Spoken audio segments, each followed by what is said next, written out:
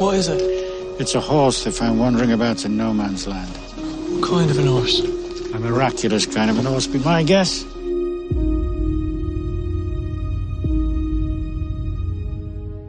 Based on the stage play of the same name, Warhorse tells the story of his kid named Albert, who his drunken father buys him a horse in some betting contest or whatever. He decides to name the horse Joey. Even though he hasn't had much practice with horses, a few situations later, and they befriended one another.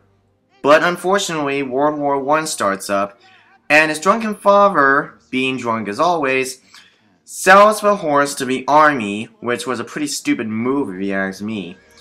So Albert's pretty upset by this, and the rest of the movie follows Joey, the horse, trying to get back to Albert.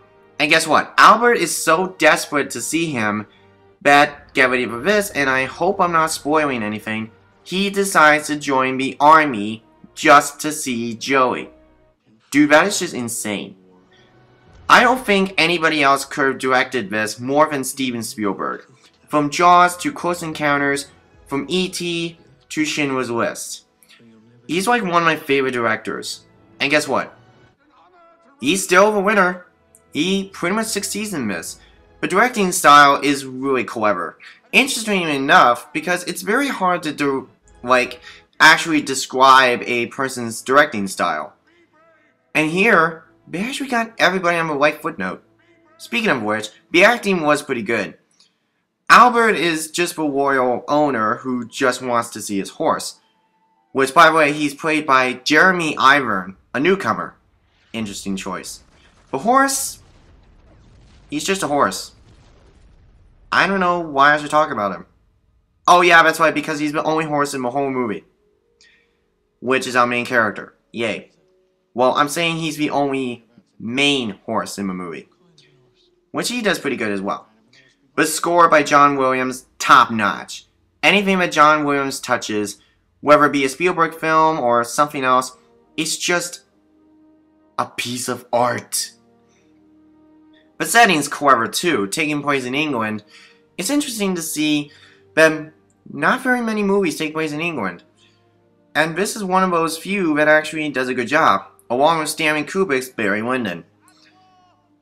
What else?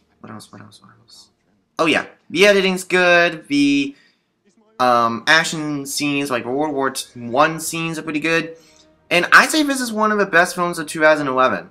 Sure, it's not entirely the greatest. I mean, yeah, it does, you know, give some things out there, like, why in the living world would anybody see a horse that badly? It's almost kind of like the horse is like his, obsession or something. Or there might be an argument in which the movie doesn't flow very well. Well, I mean, I think the movie flows okay. So overall, this film has a powerful message. Sticking to your loyal friend no matter what. War will not tear you apart, but hope will always survive. That's pretty much what this movie's message conveys, and it does it amazingly well. I say see this one. We'll definitely check it out anyway. 4-star out of 5. I hope this film gets some kind of Oscar.